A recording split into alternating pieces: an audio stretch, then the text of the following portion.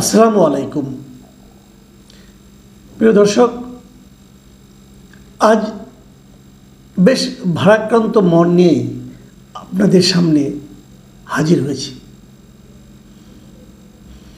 আজ আর কোনো রাজনীতির খবর না, অথবা কোনো রাজনীতি নিয়ে আলোচনাও নয়।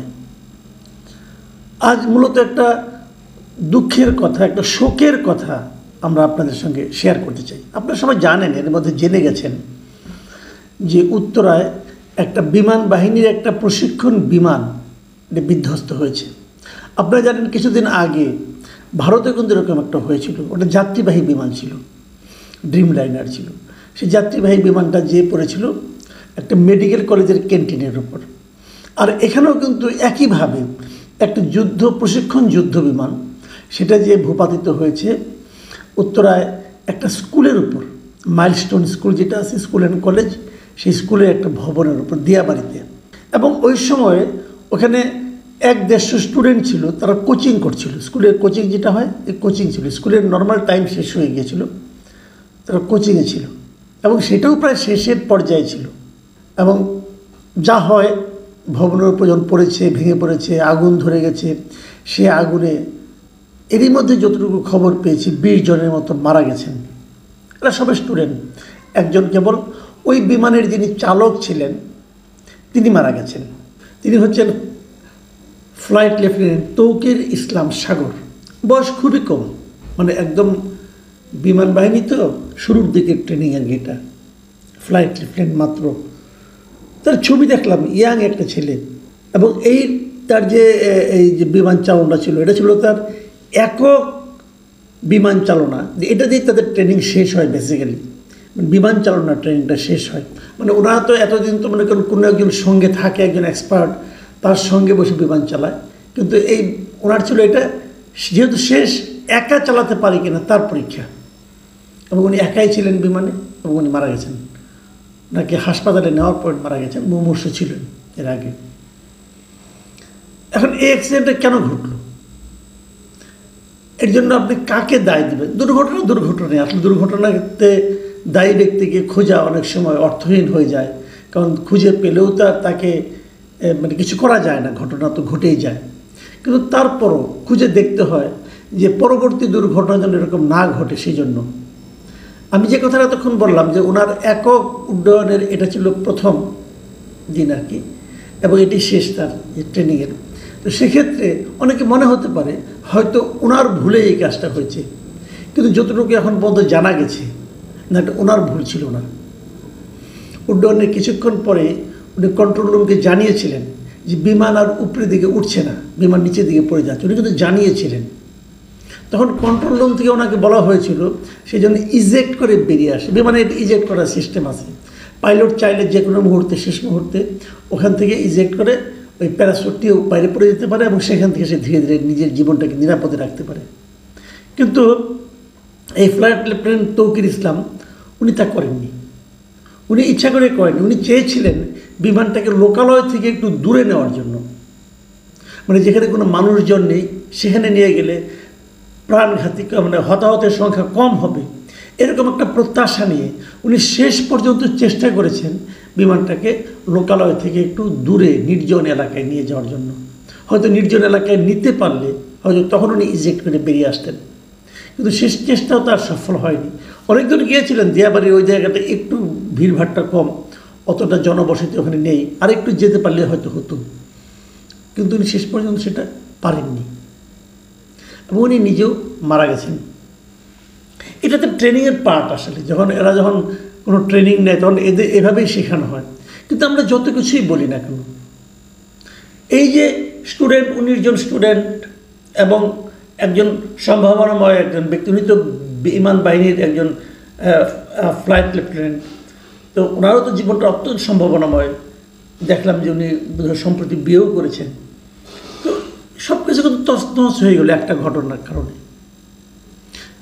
কেন ঘটলো এটা নিয়ে আমাদের আসলে তেমন কিছু করার নেই, হয়তো পরবর্তীতে দেখা যাবে। এর মধ্যে সরকার মঙ্গলবার দিন, মানে আগামীকালকে রাষ্ট্রীয় শোক ঘোষণা করেছেন। সেগুলি সবই ঠিক আছে। এখন আমরা বরং একটু আলোচনা করি তেমন তো কিছু করার নেই, একটু আলোচনা করি, অল্প একটু আলোচনা করতে চাই। যে বিমানটা ধ্বংস হয়েছে, বিধ্বস্ত হয়েছে, এটা কি বিমান, কি জাতীয় যুদ্ধ বিমান? এটা কিন্তু যুদ্ধ বিমান একটা। এটা কোথাকার তৈরি, আমরা এটা কবে কিনেছি, এটা কি ঠিকমতো আপনার এটা কি অনেক বেশি পুরনো হয়ে গিয়েছিল, কিংবা এটা কি আপনার মেনটেনেন্স ঠিকমতো হয়নি, এগুলো একটু জানার আলোচনা কিন্তু করা যেতে পারে। আমরা এই আলোচনাগুলো একটু করতে চাই। যে বিমানটা বিধ্বস্ত হয়েছে সেটা হলো F7 BGI, এই বিমানের সিরিজের নাম এবং বিমানের এই নাম। এটা বেসিক্যালি একটা চীনের তৈরি একটা বিমান। চীনের চেংদু নামে একটা কোম্পানি আছে, চেংদু এয়ারক্রাফট কর্পোরেশন, তাদের তৈরি একটা বিমান, এবং এটা চেংদু J7 সিরিজের একটা যুদ্ধ বিমান। ইন্টারেস্টিং হলো এই যুদ্ধ বিমানটা বাংলাদেশের জন্যই আসলে বেসিক্যালি তৈরি করা হয়েছিল, এবং বাংলাদেশে এই যুদ্ধ বিমান সরবরাহের পর চীন এই সিরিজের বিমান উৎপাদন বন্ধ করে দেয়। আরেকটা মজার ব্যাপার হলো, এই যে মডেলের যে বিমানটা বিধ্বস্ত এবার হলো, এটা কিন্তু এই F7 BGI এই বিমান কিন্তু বাংলাদেশে এবারই প্রথম বিধ্বস্ত হলো তা কিন্তু নয়। এর আগে আরও দুবার এই বিমানটাই আর কি, এই সিরিজের বিমানটাই বিধ্বস্ত হয়েছে। 2018 সালের নভেম্বরে টাঙ্গাইলের মধুপুরে রসুলপুরে ফায়ারিং রেঞ্জে মহড়ার সময় এই F7 BG একটা প্রশিক্ষণ বিমান বিধ্বস্ত হয়েছিল, এবং সেখানে অনেক সিনিয়র একজন কর্মকর্তা উইং কমান্ডার আরিফ আহমেদ দীপু উনি নিহত হয়েছিলেন। এরপর 2021 সালে নভেম্বরে চট্টগ্রামে জহুল ঘাঁটি থেকে উড্ডয়নের পর বঙ্গোপসাগরে এই সিরিজের একটা বিমান F7 সেটা বিধ্বস্ত হয়েছিল বঙ্গোপসাগরে, এবং এতেও ওই সময়ে ফ্লাইট লেফটেন্যান্ট তাহমিদ তিনি নিহত হয়েছিলেন। বলা হয়ে থাকে এই যে BGI, এই BGI আবার আরেকটা ভার্সন আছে, সেটা হলো BG F7 BG। সেই BGর সঙ্গে আবার নতুন একটা ভার্সন BGI। এই BGIটা স্পেশালি বানানো হয়েছিল বাংলাদেশের জন্যই। তো যাই হোক, এগুলি জাস্ট খালি একটা জানার জন্য কিছু তথ্য আপনাদেরকে জানালাম, এবং আপনাদের জেনে রাখা ভালো, যতটুকু তথ্য আমি পেয়েছি বিভিন্ন সূত্র থেকে, বাংলাদেশ বিমান বাহিনীর এই F7-এর 36টা যুদ্ধ বিমান রয়েছে। F7 গ্রুপে F7 নামে দুইটা ভ্যারিয়েন্ট আছে, BG একটা আর BGI। তো বেশিরভাগই F7 BGI। এখন এই বিমানগুলি যে রয়েছে এর মধ্যে অলরেডি আমরা জানলাম যে 3টা বিধ্বস্ত হয়ে গেছে, কিন্তু তো এই বিমানগুলি কি তাহলে নিরাপদ না, উড্ডয়নের জন্য নিরাপদ না? এতগুলি বিমান তাহলে কী করবেন এগুলো আপনি?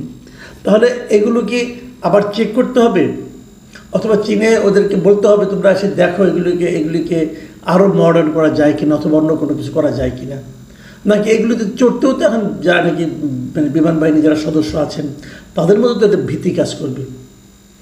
তো এখানে আর এর চেয়ে বেশি কিছু বলার নেই আমাদের খালি এইটুকুই বলার এখন, যারা প্রচুর আহত হয়েছেন, প্রায় অনেক স্টুডেন্টরা আহত হয়েছেন, যারা আহত হয়ে বিভিন্ন জায়গায় চিকিৎসাধীন আছেন, যেন তাদের সুচিকিৎসা হয়, এটা আমাদের একটা চাওয়া, আমাদের প্রার্থনা যেন আর কেউ নিহত না হয়।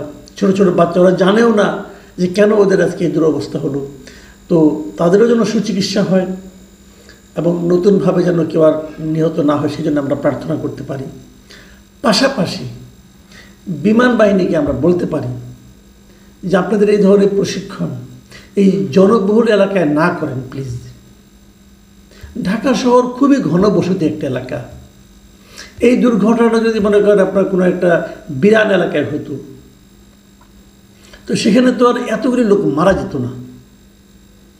আপনাদের এই ধরনের প্রশিক্ষণ প্লিজ একটু জনবিরল এলাকায় করেন।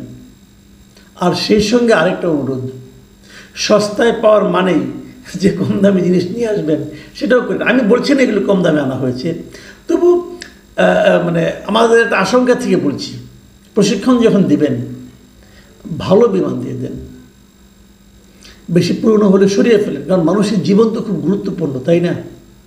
এই যে একজন আপনার একজন ফ্লাইট লেফটেন্যান্ট মারা গেলেন, তার জীবনটা ভাবেন, তার ফ্যামিলির কথা ভাবেন একবার, সব তো তছনছ হয়ে গেল। তো এগুলো রাষ্ট্রকেই ভাবতে হবে, সরকারকেই ভাবতে হবে, এবং বিমান বাহিনীকেও ভাবতে হবে।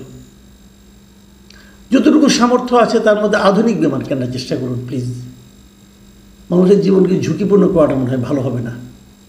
প্রিয় দর্শক, আজ এ পর্যন্তই। আল্লাহ হাফেজ।